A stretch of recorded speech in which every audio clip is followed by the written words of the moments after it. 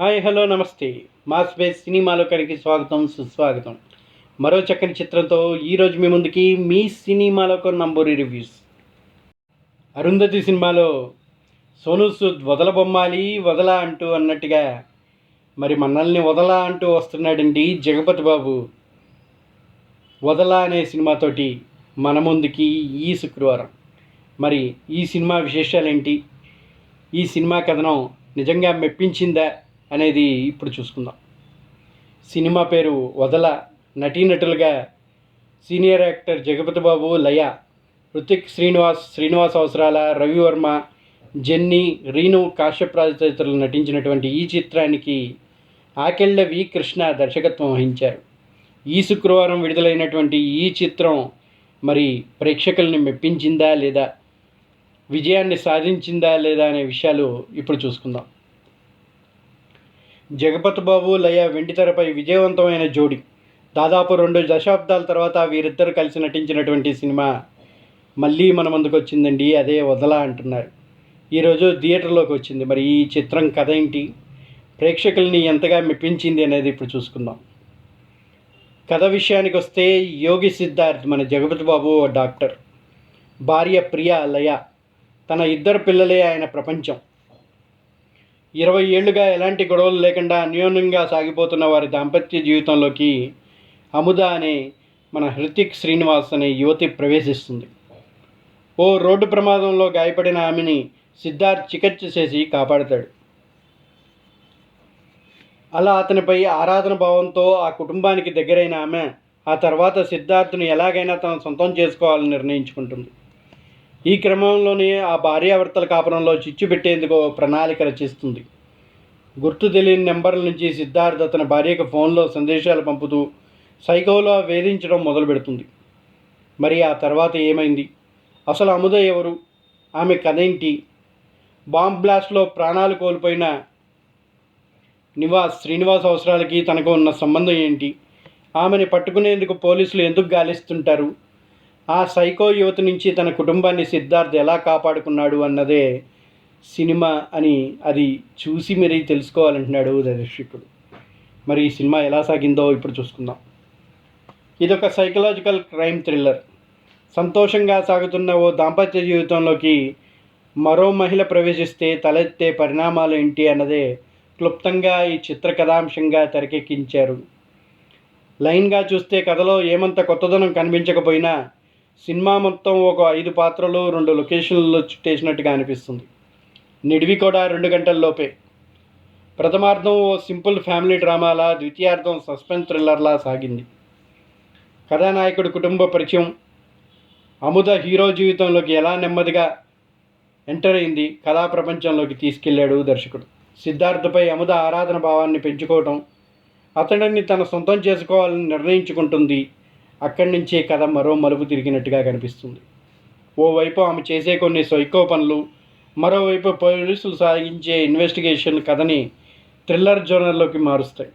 Why hospitals choose Rosa Flores when hygiene can't be compromised. Each part of our papermaking process is in line with policies on sound environmental management. Subsequently, the logs are washed, cut into small pieces, and cooked in a digester. It starts with natural plant fibers, carefully selected for their softness and absorbency. Our advanced technology labs transform these biodegradable materials that meet the highest hygiene standards into premium tissue products. From kitchen rolls to hospital bed rolls, Rosa Flores delivers the quality assurance that professionals trust. When hygiene matters most, the choice is clear.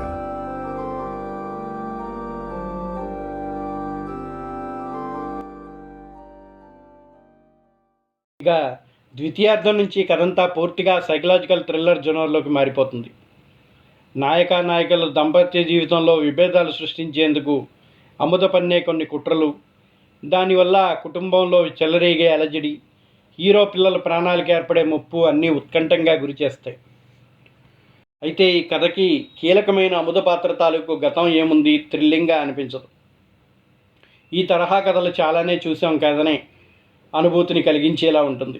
ఎప్పుడైతే ఆమె గతం reveal అయిపోతుందో pre climax, climax ఎలా ఉండనుందనేది ప్రేక్షకులకు ఒక clarity అయితే వచ్చేస్తుంది. వాళ్ళ ఊహలకు తగ్గట్టే పతాక ఘట్టాలు ఏమంత థ్రిల్ పంచకుండా చాలా సింపుల్గా ముగిసిపోతాయి. ఇక సినిమా ఎవరెలా చేశారనేది చూసుకుంటే, జగపతి బాబుకి ఇలాంటి కథలు కొట్టిన పిండి. సిద్ధార్థ్ పాత్రలో ఆయనకి సవాల్ విసిరే అంశాలు ఏమి పెద్దగా కనిపించవు.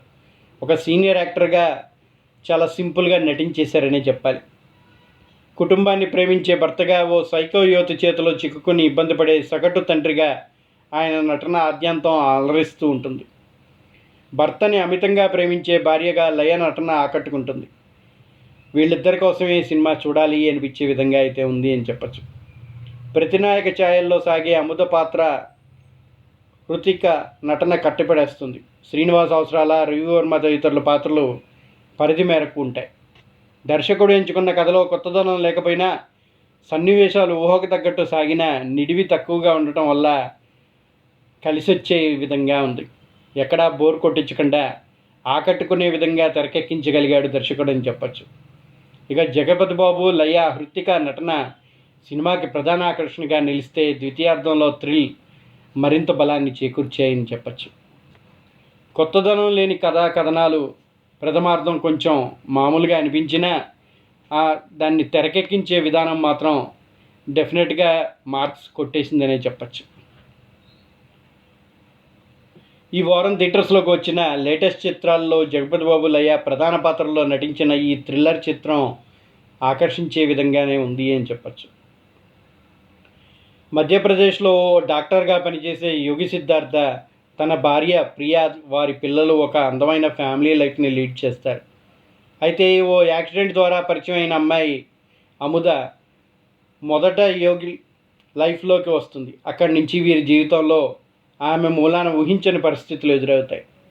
అసలు ఈ అముద ఎవరు, ఎందుకు వీరి లైఫ్లోకి వచ్చింది, ఆమెకి నివాస్కి సంబంధం ఏంటి అనేదే ప్రధాన కథాంశంగా ఈ చిత్రాన్ని తెరకెక్కించాడు డైరెక్టర్. ఇంత చక్కని చిత్రంలో ప్రథమంగా చెప్పుకోవాల్సిన యాక్టర్ ఎవరైనా ఉన్నారంటే హృతిక శ్రీనివాస్. ఒక సైకలాజికల్ డిజాస్టర్ అయిన యువతి పాత్రలో ఆమె చాలా బాగా నటించారని చెప్పచ్చు. ఇక జగపతి బాబు, లయ గురించి చెప్పాల్సిన అవసరం లేదు. ఒక సీనియర్ యాక్టర్గా వాళ్ళకి ఈ చిత్రం కొట్టిన పిండిలాగా అనిపిస్తుంది. ఒక పక్క లిమిటెడ్గానే గ్లామర్గా కనిపిస్తూ ఇంకో పక్క పర్ఫార్మెన్స్ పరంగా కూడా అముద బాగా ఇంప్రెస్ చేసింది. జగపతి బాబు కూడా తన రోల్లో బాగా చేశారు. డాక్టర్గా తన ఫ్యామిలీ పట్ల ఎంతో అఫెక్షన్ కలిగిన తండ్రిగా ఆయన జీవించారని చెప్పచ్చు. తనతో పాటు లయ కూడా సాలిడ్ పర్ఫార్మెన్స్ చేశారు. ముందు అంతా తన రోల్స్ సింపుల్గానే ఉన్నప్పటికీ క్లైమాక్స్లో మాత్రం తన భర్త కోసం ఆరాటపడే భార్యగా ఎమోషనల్ పర్ఫార్మెన్స్ బాగా చేసింది లయ.